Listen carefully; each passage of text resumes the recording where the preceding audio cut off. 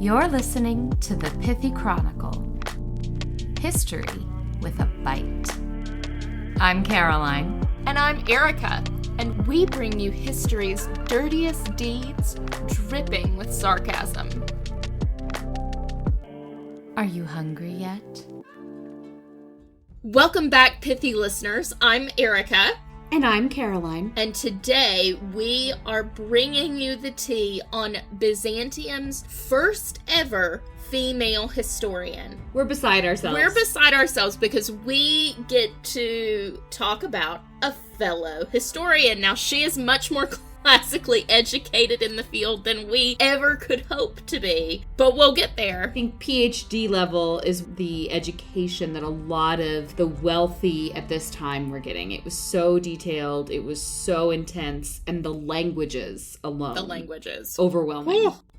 Housekeeping. All day, every day. Do you want to take it away for us? Congratulations to our patron, Beth, for winning our giveaway, and she will receive not one, not two, but 3 items from our newly launched merch store. Jealous. We have merch. It's really cool. Erica has put an enormous amount of time and effort and boobs into this merchandise. You can get there through our website, thepithychronicle.com, or you can search us on Etsy. We've got non-boob related things as well. But let me tell you, the booby bag is what I'm most excited about. They're tasteful boobs. Tasteful boobs. You heard it here.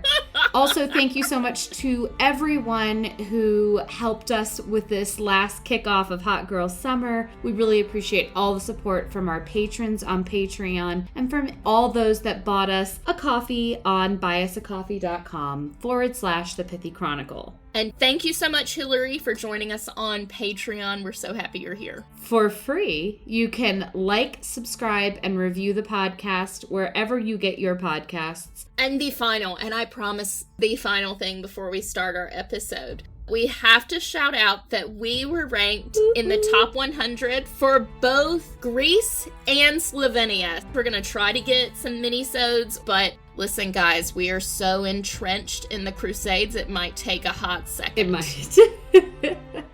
But we really appreciate the listenership, and we really love that it's so culturally and geographically diverse. It's so widespread, yeah. Speaking of widespread, what you got for us today? That's probably widespread. Not a great way to describe any woman. No. If anyone told me anything about me was widespread, I'd be mad. The spread is bad. The wide is bad. That was bad. Apologies, Anna. Tell us about the very ladylike, I'm sure, Anna Komnene. Anna was born on December 1st, 1083, in the heart of the Byzantine Empire, Constantinople. She hit the royal jackpot with Alexios I Komnenos as her dad, who snagged the emperor's throne just 2 years before her birth by pushing out the previous emperor like yesterday's leftovers. Mm-hmm. Her mom, Irene Ducana, was also part of the aristocratic Ducas family, making Anna's lineage fit for a blockbuster movie. She was just pristine in her pedigree. Oh, wait, it gets better, Caroline. But before we get to the juicy part, Anna wasn't an only child. She had a squad of siblings, including Maria, John II, Isaac, Andronikos, Eudokia, and Theodora. But of course, she was the OG, the eldest. Wait, Eudokia? Eudokia. That's almost as bad as Ermengarde. I don't know. Ermengarde isn't as bad as Brunhild. I think I'd prefer Brunhild to Ermengarde. Dear listener named Ermengarde or Eudokia, we love you. We appreciate you. Or Brunhild. Or Brunhild. You know, we shouldn't decide that one's completely out in the dust. We're casting the net very wide here. Congratulations on your unusual name. Moving on. She was the OG, the eldest, and made sure that everyone knew about her imperial status. Love it. She even bragged about being, quote, born and bred in the purple. But lots of people were born in the purple, like specifically all of those siblings running around with terrible names. Mm-hmm. Yes. But it is a little more literal. They're not purple, but daggum if they aren't close. What? Yeah. In the 8th century, either Leo III or Constantine V, depending on who you read, established the Porphyra, the chamber in the imperial palace in Constantinople for empresses to give birth to their children. Oh my god. It was lined in porphyry or purple curtains to give it both the literal and figurative meaning for the newly coined title, Pyrogenitus, or born in the purple. Archaeological context, gesture at the imperial control of the stone, so only the imperial family could get that stone. Elites were only able to purchase very small amounts, an urn or an ornamental vessel or... But not to line the walls of your birthing chamber? Right. So she was not being egotistical when she said she was born in the purple. She was just... No. Telling the truth. Yes, literally. Popped out of that purple birthing room. Pyrogenitus was literally in her title as princess. You had to have both an imperial father and an imperial mother to officially, in Byzantium, be born in the purple. What if mom couldn't make it to the birthing chamber in time? I mean, I guess... That's probably what happened to poor Eudokia. Yeah, that's a whole different thing. It is. The imperial birth chamber, the Porphyra, was adorned in readiness. The roof was covered with thick purple textiles. Inside was a gilded 4-poster maternity bed draped with gold embroidered curtains and pearl-studded covers. You know, this is... It's almost like they don't realize that pearl-studded covers? Giving birth is a messy business. Imagine washing that afterward. Yes. That's the real heroes. The real heroes. The women who washed the pearl-studded covers post-birth. According to Princeton Press, this even goes back to the Roman era. In the purple was a term commonly used of imperial children who might even be wrapped in purple-edged swaddling clothes. The expensive dye was derived from tiny murex shellfish employed to enhance imperial dignity. It feels dignified. It does. There's nothing more dignifying than birth. I think you're going to get a kick out of this next slightly apocryphal retelling of Anna's birth story. Oh, we get to hear her birth story. Oh my god. In an act of utter obedience that probably set the tone for her life, Anna patiently waited for her father to finish his war before making a grand entrance. Da, da, da, da. Obviously, this is largely legendary and completely unrelatable for any male spouse, parent, ever. They never make it on time. Now, it does set the tone for how she was viewed by her contemporaries even before she was born. A dutiful daughter. Wow. Tall order, It's a tall order, and even before birth you've been told your personality. That's a lot of pressure. You will conform. Don't know a ton about the specifics of her education, but we do know that she was very proficient in multiple languages. She was a great lover of Aristotelian philosophy. She was a champion of academics in her circle and was also known later in her life as the Queen of Philosophy. She honestly sounds really boring to talk to. The Queen of Philosophy? She would just speak in tropes. No, thank you. Don't naysay quite so early in the episode, man. Okay, fine. I'll give her the benefit of the doubt. Maybe she was the first interesting and sassy philosopher. We cannot forget one of the major things that happened when she was under the age of 10. Her epic betrothal to Constantine Ducas. They were supposed to be the power couple of the Byzantine Empire. The new trailer? Totally. Constantine was the son of Emperor Michael IV and Maria of Alania. It seems like a match made in Byzantine heaven, right? Wrong. Oh. This betrothal was, of course, more about politics than love. She's 10! Said then. Ew. It was making her dad look super legit as an emperor because he'd taken the throne by force in a very volatile time in their history. Remember, the average reign at the time was 4 years, and they had gone through that crazy succession of 13 imperial rulers. Duds. there had been multiple emperors who had taken the imperial throne by their sojuror rights, so through the right of their wife. There were a lot of 21-year-old men married to 60-year-old women. True love. As if all of that is not enough, Constantine's mom, Maria of Alania, started raising Anna around 1090. A major mother-in-law power move. Apparently, though, it was the Byzantine thing to do. Since women were not allowed out of the house, they would be taught... So all her play dates were in the palace. They were in her mother-in-law's palace. Right. Yeah. Right. Yep.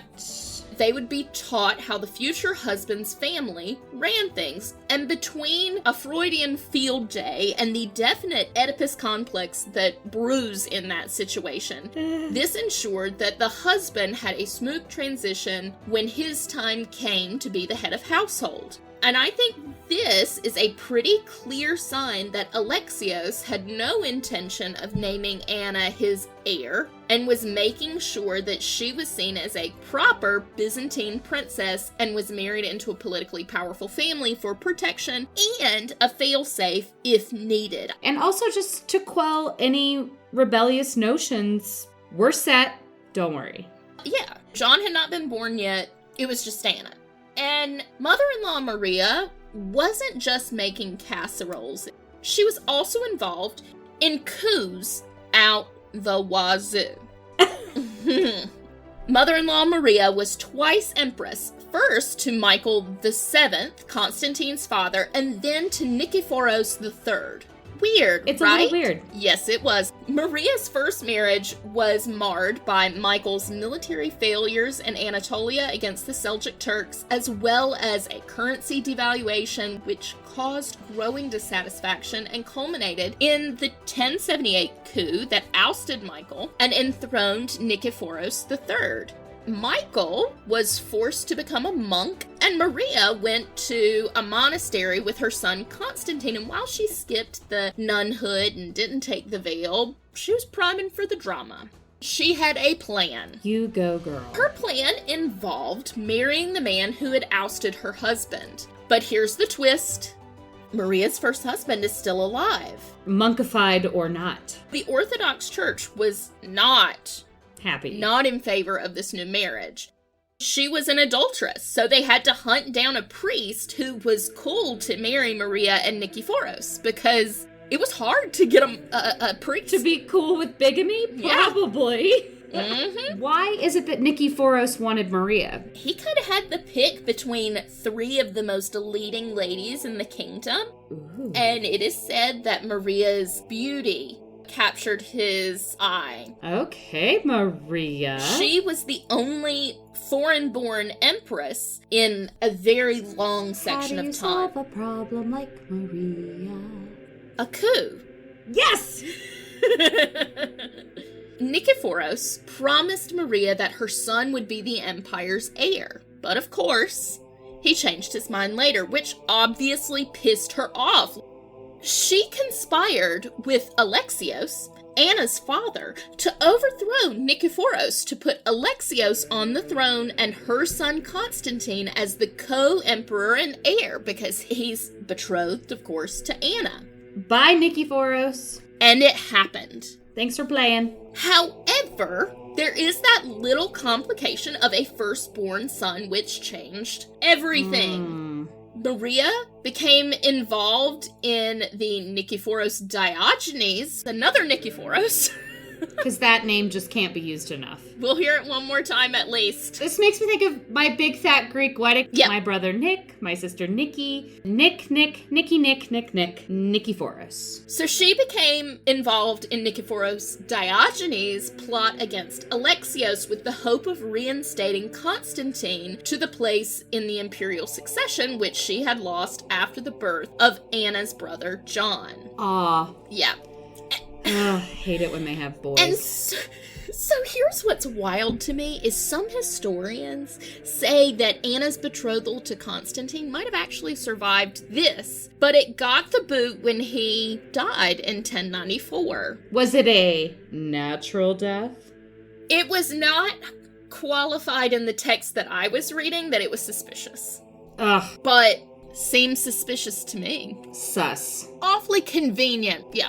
Obviously, sister friend Anna has to get married because if it's at 1094, she's 11. So, oh my God, she's at birthing age. She's getting on up in years. Get her to the purple room. Enter Nicephorus Berenius.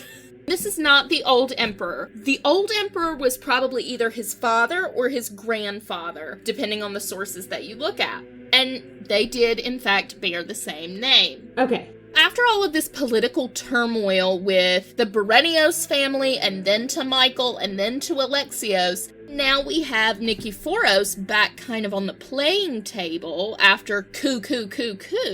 He was distinguished for his learning, his personal beauty, and engaging qualities, and he gained the favor of Alexios and the hand of his daughter Anna Komnene. He received the title of Caesar and Panhypersebastos. Because he didn't have enough already. Nicephoros was a pretty consummate ally to Alexios and to the empire. He successfully defended the walls of Constantinople against the attacks of Godfrey of Bouillon during the First Crusade. He conducted... Again, in case anybody missed that means that the Crusaders attacked Byzantium that they were supposed to be helping. Help. Yeah. So that already bodes well, doesn't it? He conducted the peace negotiations between Alexios and Bohemond of Antioch. Again, a crusader, and therefore weird that they needed peace negotiations as one was meant to help the other. Just pointing it out. And played an important part in the defeat of Melkishah, the Seljuk Sultan of Rum, in the Battle of Philomelion, which we'll hear a little bit about in our Florine of Burgundy episode. And dear listener, this is where the controversy begins. The controversy didn't start with the 3 coups by one woman who clearly used her beauty to seduce them like the Medusa that she was? No. It was an alleged failed coup by none other than Anna herself. Stop. So let's hear from Nikitas Koniates. Quote, the first year of the emperor's reign, they're talking about John II here, which is Alexios' son, Anna's brother. Got it. The first year of the emperor's reign had not yet run its course when his relatives, how, one cannot say, stitched up a plot against him, ranting and raving and casting the evil eye. A band of evil-working men pledging good faith rallied around Berenius because he had been educated in the liberal arts, displayed royal bearing, and was the most outstanding of those connected to the imperial family by marriage. They handed over the royal power to him. As we have said elsewhere, he was married to the emperor's sister, Anna, who was ardently devoted to philosophy, the queen of all sciences, and was educated in every field of learning. They probably would have struck quickly at night with murderous weapons while the emperor was encamped at Philippation, since they had previously plied the keeper of the gates with lavish bribes, had not Berenius' customary sluggishness and languor forestalled any attempt to gain the throne and compelled him to remain immobilized, ignoring his compacts and thus extinguishing the zeal of his partisans. Are they complaining that he didn't coup fast enough? Yes, he did not coup fast enough. And what happens next is one of the most colorful things I have ever read in a historical chronicle. Concerning Anna's response to Nicephoros's inability to complete the coup and the murder. So Anna was the Lady Macbeth figure. Behind the scenes. Right, he's right there, just go kill him. Go murder my brother. Quote, it is said that Anna, disgusted with her husband's frivolous behavior and distraught in her anger, and being a shrew by nature, felt justified in strongly contracting her vagina when Berenius' penis entered deep inside her, thus causing him great pain. I wish my pelvic floor could even. Oh my God. Let me get this straight. Because her husband either refused or just took his time murdering her brother, her vag got tighter and therefore caused pain to this poor man? Allegedly, she just was a champ with the Kegels. And she just kegled the fire out of his hoo-hoo. I'm just gonna say, I feel like Berenius would have been okay with his punishment. That's my only thought. Unless this woman's Kegels managed to snap it off, I can't imagine. Only a man could write this crap. Honestly, Anna has gone up in my estimation immensely in the last few minutes. Had that man never had sex? I have no idea. It sounds like he didn't understand the general idea. Choniates continues to be very graphic. There's more. There is more, but not for our episode today. Sorry, pithy listeners.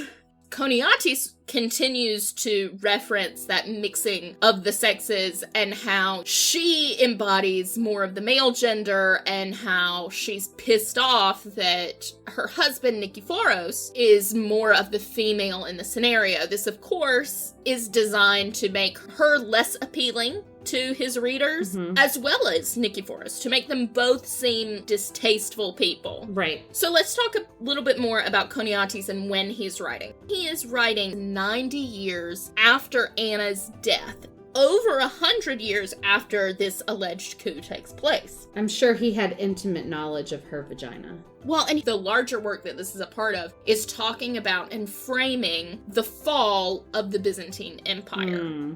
Byzantines bad, Crusaders good. So, Interesting. what we know about Anna and her relationship with her family is very important. Anna was, in fact, a devoted daughter, lovingly referring to her father in the Alexiad, her work, as, quote, the whole sun, quote, the great lighthouse, and even, quote, the 13th apostle. Oh my. Which, like, speaking of apocryphal. that one's a bit much. She cared for him tirelessly during his final illness alongside her mother and sisters, handling everything from food preparation to challenging the physician's diagnosis. Her deep medical knowledge shines through as she vividly describes her father's illness. She astutely notes, quote, "It seemed to me that if the body is sick, the illness is often aggravated by external influences." It's clear she's very well educated, very knowledgeable, and took a hands-on approach with caring for her father. It was very important to her that she was there at his end. But was she a devoted sister? Because it kind of sounds like a no. So, And maybe not even a great wife. I don't know, she was... Okay, fair enough. I guess it depends on how you read that statement. Sounds like she was very devoted to the job. As we can hear from her own words at how involved she was with her father's care, we notice that it's her sisters and not her male relatives, which that's not unusual. No. In the Alexiad, she never disparages her brother's reign, never says, I could do it better, but she also doesn't really mention him. Talk about him. It is quite the omission. The only major time we see him is when Alexios is dying, after Anna has Nursed him into the grave. John literally dips in, says toodaloo, and runs to the palace to make sure his butt is on the imperial throne before his dad is even dead.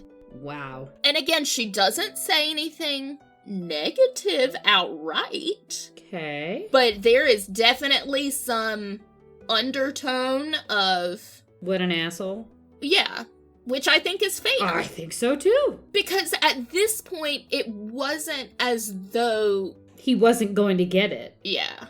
It is true that Anna and Irene were given, as Alexios aged, political responsibility and governing and management responsibilities passed to Irene, subsequently to Anna, and to Nikephoros, and not a lot passed to John, which I think kind of just signals that maybe he was not well liked. I think that says a lot. But yeah, I don't think it is evidence that he was not the inheritor.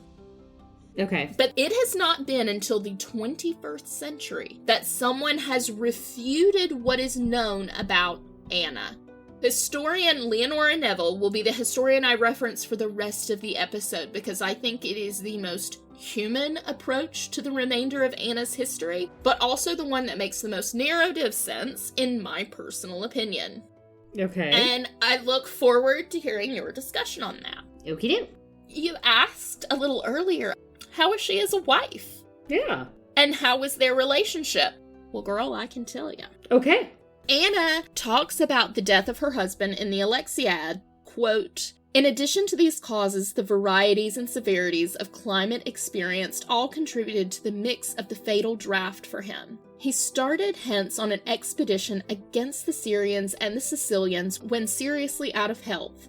From Syria he went to the Pamphylians, and from the Pamphylians to the Lydians, and Lydia sent him on to Bithynia, who finally returned him to us and to the Queen of Cities. Suffering from an internal tumor, yet ill as he was anxious to tell the tragic story of his adventures, but was unable to do so, partly because of his disease, and partly because we forbade it through fear that the effort of talking might cause the tumor to burst. Having written so far, dizziness overwhelms my soul, and the tears blind my eyes. Oh, what a counselor the Roman Empire has lost. Oh, for his accurate understanding of affairs, all of which he had gained from experience, and his knowledge of literature, and his varied acquaintance with both native and foreign learning.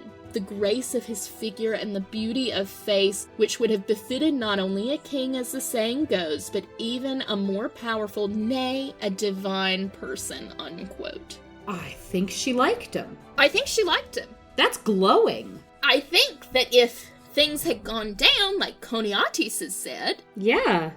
I really think Nikephoros and Anna had a good relationship, not only based on this, but because they shared a lot of the same interests. They both were so invested in the act of writing history and chronicling what was going on at the time. He actually wrote a not well-known history. Mm-hmm. They were intellectual equals, and I think they did have a good relationship romantically based on her words now. But what's interesting is her Alexiad is actually a bit of a response to his history to say, hey, I really love my husband.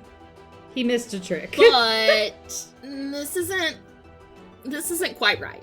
We were talking a little earlier about how Anna is not outright negative about John. Well, Nikephoros is. His history starts really passively about John, but then it progressively gets more critical. Interesting. If someone is writing a history about you during your reign and is not exactly glowing, it's not glowing, are you going to let that stand? No, you might send him to the front lines. But Nikephoros even puts forth in his history that his family would have been just as good of an imperial family, and he would have been just as good of an emperor as the Komnene family. As John. Yeah. That's a pretty bold statement, and he maintains that, but he says, I am happy to serve the empire in this way because civil war is what has ruined or has weakened our land and what has weakened the empire. Well, he's not wrong about that. Not wrong about that. He has the more radical history for the time, but he's still permitted to live. He's still permitted to serve the empire. That actually says quite a bit about John. Mm-hmm. Perhaps even more so than Anna. He could hear and read or know of these criticisms and continue to maintain a relationship with this man and trust him. Yeah. As a counselor, as a military might. Yes. Woohoo, John. Good for you. But also for Anna, it shows that they had a marriage of equal footing. She could have a conversation with him and a disagreement about political matters, even go so far as to write her own history and say, hey, love my husband. He got a few things wrong. Interesting. To me, that's very modern. It's very modern. Especially about her family. It was personal to some extent as well. Yeah. That's a very trusting relationship if she was able to continue to love him and trust him and respect him despite such a big disagreement. Yeah. That probably pushed a lot of buttons. Now, when Nikephoros dies, Anna is 30 years old, and one historian says, and there ends her life. Oh. Her life Ouch. is over. Bye-bye. And she says, No. I think not. Meh. She writes the first ever authored by a woman complete history of her father's reign, and it is called the Alexiad. The Alexiad is openly modeled after Homer's The Iliad. I mean, the name like, does reference it, yes. Okay. It's also very lofty goals. Lofty goals. Lofty. It's not only one of the most original works of Byzantine historiography, it also began the Byzantine classical renaissance, which lasted for 300 years until the empire's demise. Oh. It consists of a prologue and 15 books or chapters, and the work begins in the year 1069 and ends with the death of her father. It thus follows up the work of her late husband and is itself followed up by the history of Choniates, which is what we heard earlier, and it's very critical. The man came back in and was like, let me revise. Yeah, he's like, a woman? I think not.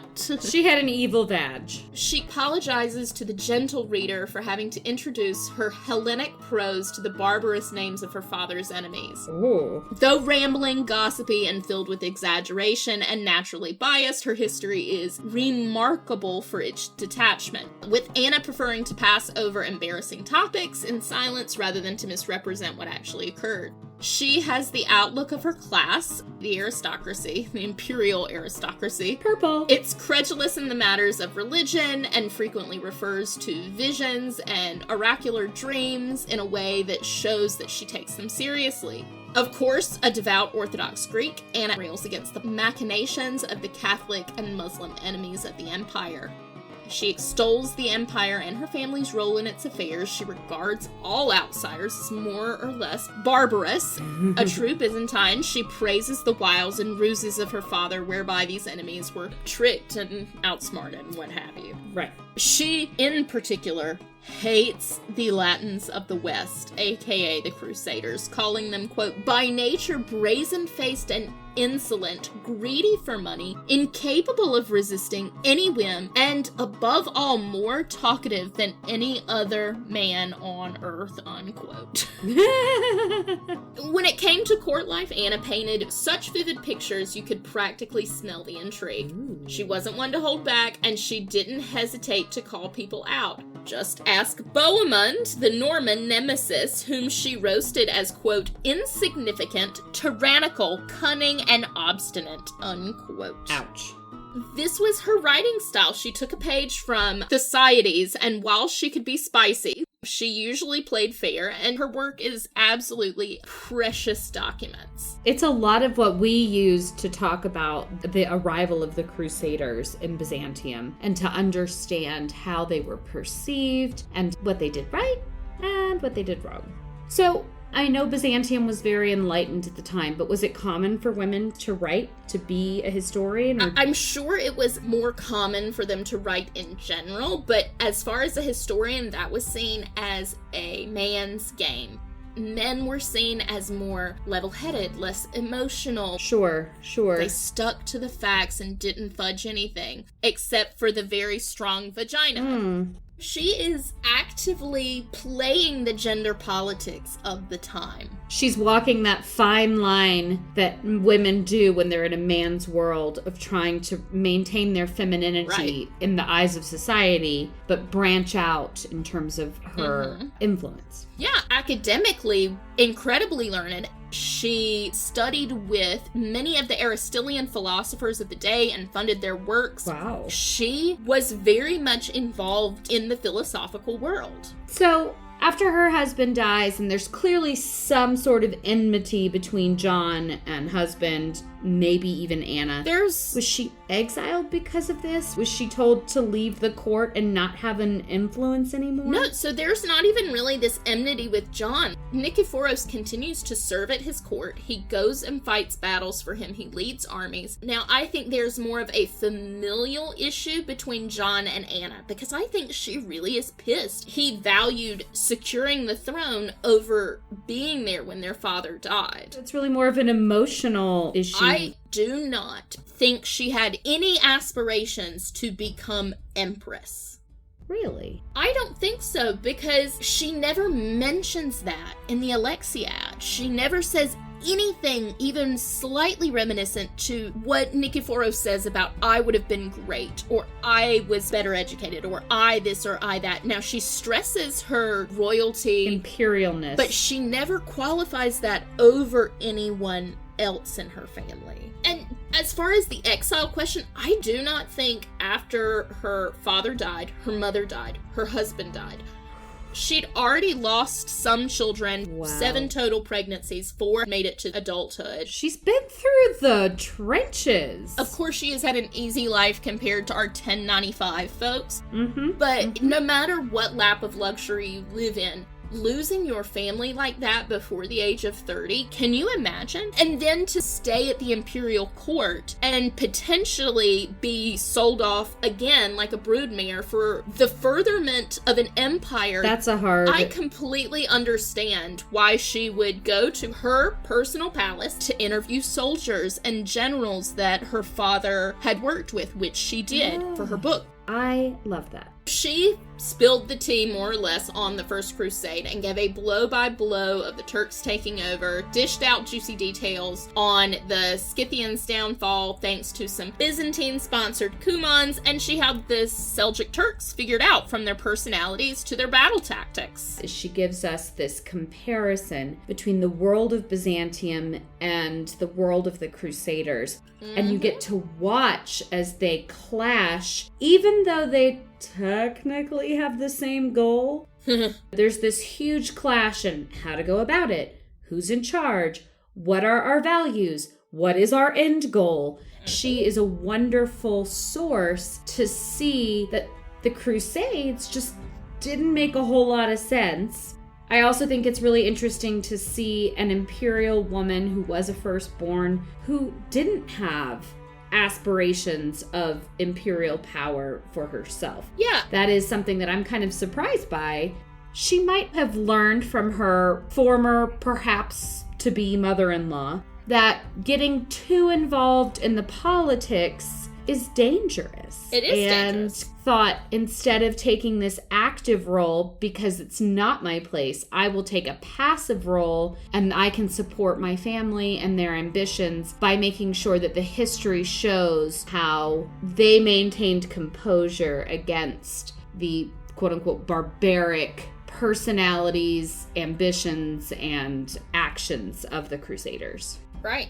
Her alleged exile and the coup largely hang on Choniates over a century after, writing in a very different environment. That's it. Yeah. And this is something that is in her Wikipedia, Britannica. Anything that I came up with was about this alleged coup, but they couldn't ever give me any more support other than Choniates or historians based on Choniates' work. Interesting. So again, it is a male-dominated field that took this one female and said, yeah, but she obviously had ill intentions. Like, she might sound dutiful and by the book, but really she was gonna plan a coup. Yeah. So what happened to her? We know what historians have done with her since, but what happened to her in life or death? We don't know. We only have the Alexiad. After her husband died, she's not mentioned in any other chronicle. Do you see this face? We do have a death year. She dies in Constantinople in 1153. And that's what we know about her death. 1153. So that would make her, 70 years old. Yes. Widowed at 30. 40 years. For 40 years of nothing. Yep. Oh. Tell me there was not some beef between her and John that no one mentions her. There's gotta be a beef. There's something going on. I don't think it was a coup, though. I mean, siblings just don't like each other. Yeah, sometimes they just don't like each other. Maybe she felt like he was a bad guy, but it was not her place, as she had been taught, to comment on that. Yeah. Maybe he was the Josh Duggar of his day. Gross. Oh my god. That's a good example, but ew. All right, Erica, what was she crusading for? I think she was crusading for her voice. And I think she achieved it. Despite the fact that we don't know about the last half of her life, you think she maintained her voice? I do, because she has the definitive outlook on the Crusades. Her work is the definitive work. And that's not me saying that, that's historians. Even if they say she was power hungry and driven by all of these very masculine traits, she still has her life work. It's being talked about, it's being studied, even by her enemy, Choniates. That's it. She won. I agree, but I also think she was crusading for not just her voice, but the Byzantine voice. I think she recognized that the crusading force and the Western world would perhaps overwhelm what the Byzantines stood for and what the empire wanted, because it would be easy to see Byzantium and specifically her father Alexios as evil people that just wanted to take more land to conquer Jerusalem and punish the Turks. But instead, I think she represents the crusading force as slightly unjust and as unrealistic in their expectations, as unaware of the political forces, and as kind of bumbling. Unmannered, bumbling idiots who are not as refined. Not as refined, but also don't have the same goals. No. Alexios' goal, and she makes this quite clear, was to protect his empire. The Crusaders' goal was to steal land from other people and murder. And I think she is trying to show the difference between what happened and what was supposed to happen, or what her father wanted to happen. Oh, yeah. She's making sure that she has a voice, but also that the Byzantines have a voice, that the empire doesn't get lumped in with the barbaric Crusaders. And that, my friends, is that. I'm Caroline. And I'm Erica, and we are pithily yours.